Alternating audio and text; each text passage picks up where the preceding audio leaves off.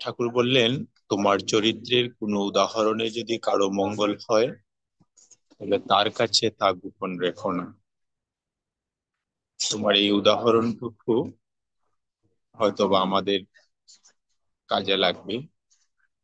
সবসময় ইষ্ট নিষ্ঠা হয়ে চলাটাই সমীচীন।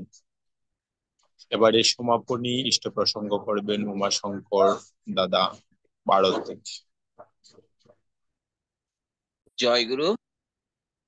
প্রিয় পরমের আতুল চরণে জানাই আমার অন্তরের প্রণাম। পরমাধ্যায় জগৎ জননী শেষে বড়মার চরণে জানাই আমার অন্তরের প্রণাম। পরম পূজ্য পাদ শেষে বরদাস চরণে জানাই আমার অন্তরের প্রণাম। পরম পূজ্য পাদ শেষে আচার্য দেবের চরণে জানাই আমার অন্তরের প্রণাম। আজকে সান্ধ্য সৎসঙ্গে উপস্থিত আমার সকল ইষ্টপ্রাণ দাদা ভাইরা, কল্যাণময়ী মা বোনেরা, প্রত্যেককে জানাই আমার অন্তরের আনন্দিত জয় গুরু। আজকের বাণীটি, আলোচনার বাণীটি, ঠাকুর বলছেন দান করো কিন্তু দিন হয়ে প্রত্যাশা না রেখে তোমার অন্তরে দয়ার দরজা খুলে যাও। আমি শুরুতে একটি কথা সবিনয়ে বলবো, শ্রদ্ধেয় পলাশ দা, আপনি যে বাণীটি লিখেছেন না, সেই বাণীটাতে দিন বানানটা একটু মানে মিস্টেক হয়ে গেছে। ঠিক আছে, দিন বানানটা হবে দয়ের দীর্ঘী দন্তন্য। ঠিক আছে, আমি এই জন্যই বলছি যে ঠাকুরের বাণী তো আমরা চেষ্টা করব একদম পারফেক্ট, যাতে যে বানানটি সত্যানুসরণে লেখা আছে সেটি যেন লেখা থাকে। একটু এদিকে একটু আমাদের দৃষ্টি দেওয়া দরকার আছে দাদা, কিছু মনে করবেন না। আমি এটা বলার জন্য আমি উম, ক্ষমা চাইছি আপনার কাছে, তবুও না বললেও নয়, তাই বলতে হলো।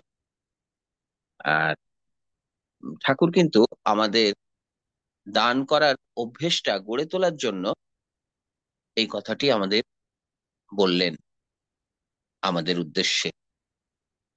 কারণ দান করার অভ্যাস কিন্তু একটা মহৎ কাজ।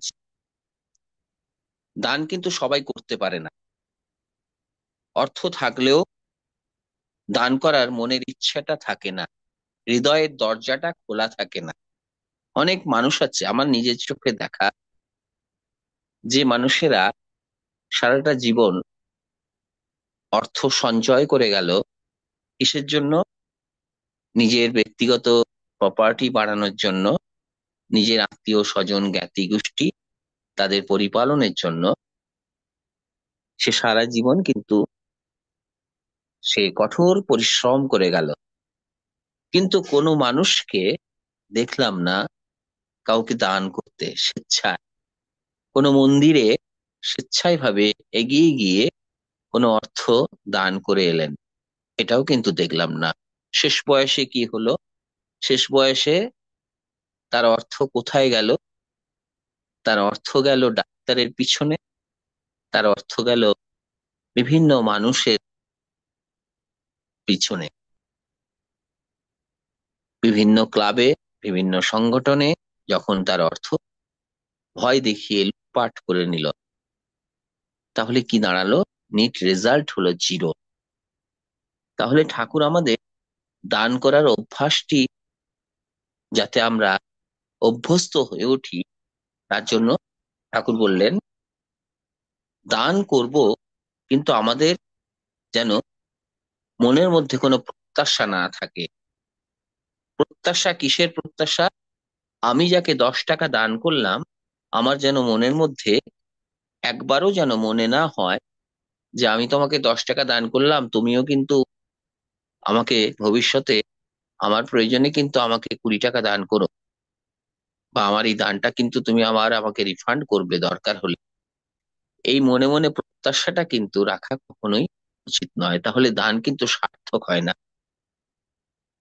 আর এই নিঃস্বার্থ ভাবে, প্রত্যাশাহীন ভাবে দান করলে কি হয়? আমাদের অন্তরে দয়ার দরজা খুলে যায়। তাহলে দান করার সময় আমাদের দুটো জিনিস খেয়াল রাখতে হবে, যে দিন হয়ে দান করতে হবে, অত্যন্ত বিনয়ী হয়ে দান করতে হবে। যাকে দান করব সেই মানুষটা যেন আমার অর্থ বা যে যা কিছু হোক, তাকে সময় দিয়ে, তাকে কথা দিয়ে দান করতে বা আমরা তাকে সহযোগিতা করতে পারি। সে যেন তৃপ্তি লাভ করে, সে যেন সন্তুষ্ট হয়। সেই মানুষ আমার মধ্যে যেন কোন অহংকার ফুটে না হয়, তাহলে কি হবে? আমাদের সেই দানটা সার্থক হবে, সেই দান কিন্তু সিদ্ধ হবে। অর্থাৎ আমাদের অন্তরে অহংকারের মনোভাবটাকে সম্পূর্ণরূপে বশীভূত করে রেখে কিন্তু দান করতে হবে। আমরা সবাই রবি ঠাকুরের একটি কবিতা শুনেছি, আলোচনা প্রসঙ্গে প্রায়ই রবি ঠাকুরের কথা চলে আসে, জানি না ঠাকুরের দয়া বা ঠাকুরের ইচ্ছে কিনা। রবি ঠাকুরের একটা কবিতা, আমরা কৃপণ কবিতাটা অনেকেই জানি, অনেকেই শুনেছি। যে কৃপণ কবিতাতে ঈশ্বর রাজভিখারি হয়ে এসেছিলেন দ্বারে দ্বারে ভিক্ষা চাইতে। একজন ভিক্ষুকের কাছে তিনি এসে বললেন, আমায় কিছু দাও, এই বলে হাত বাড়িয়ে দিলেন। তখন সেই ভিক্ষুকটি তার ঝুলি থেকে একটা মাত্র চালের কণা, দানা শস্য সেই ভিখারিকে দান করলেন, রাজভিখারিকে।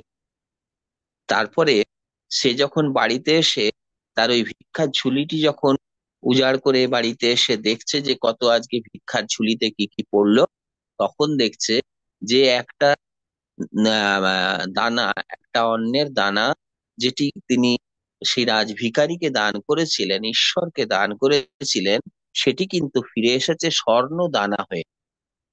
তিনি কিন্তু শস্য দানা দান করেছিলেন, আর সেটা কিন্তু স্বর্ণ দানা হয়ে ফিরে এলো। সুতরাং ঈশ্বর আমাদের কাছে কিন্তু কিছু নেন না, যতটুকু আমরা দিই তার 100 গুণ আমরা ফিরে পাই। তখন সেই ভিখারিটি চোখের জলে আফসোস করছেন যে আমার ওই যে ভিক্ষার ঝুলিটা যদি সম্পূর্ণ তোমাকে আমি উজাড় করে দিতাম, তাহলে হয়তো আজ আমার এই একটা স্বর্ণ মুদ্রা, একটা স্বর্ণ শস্যের জায়গায় আমি কিন্তু আমার ঝোলা ভর্তি শস্য, স্বর্ণ শস্য ফিরে পেতাম। তোমায় কেন দিইনি আমার সকল শূন্য করে? সুতরাং এইভাবে আমাদের বিনয়ী হয়ে কাউকে যদি দানই করতে হয়, আমাদের মন থেকে কিন্তু স্বতঃস্ফূর্ত ভাবে কোন রকম ফেরত পাওয়ার প্রত্যাশা না রেখে কিন্তু আমাদের দান করতে হবে। না হলে কিন্তু সেই দান কখনো সার্থক হবে না। রবি ঠাকুরের আরেকটি কবিতার লাইন আছে যে, শূন্য ঝুলি নিয়ে হায় ভিক্ষু মিছে ফেরে, আপনারে দেয় যদি পায় সকলেরে। আমি যত ভার জমায়ে তুলেছি সকলই হয়েছে বোঝা, তুমি যত ভার দিয়েছো সে ভার করিয়া দিয়েছো সোজা। সুতরাং আমরা আমার আমার আমার আমার বলে যা কিছু আমরা আটকে রাখবো, সেগুলো কিন্তু কিছুই আমার নয়। শূন্য হাতে এসেছিলাম, শূন্য হাতেই কিন্তু আমাদের চলে যেতে হবে। প্রিয় পরমের আতুল চরণে প্রার্থনা জানাই, সবাই ভালো থাকুন। আপনারা আমার মনের মানুষ, অন্তরের মানুষ হয়ে আছেন, আমাকে ভালোবাসেন, তাই হয়তো মাঝে মধ্যে আমার কথা বলেন। কিন্তু দাদারা, আমি কিন্তু সামান্য একজন মানুষ, ঠাকুরকে ভালোবাসতে চেষ্টা করি মাত্র, তাকে সম্পূর্ণ ভালোবাসতেও পারি না ব্যক্তি প্রবৃত্তি উৎপীড়নে। জয় গুরু, সবাই ভালো থাকুন। জয় গুরু। অসংখ্য ধন্যবাদ উমাশঙ্কর দাদাকে।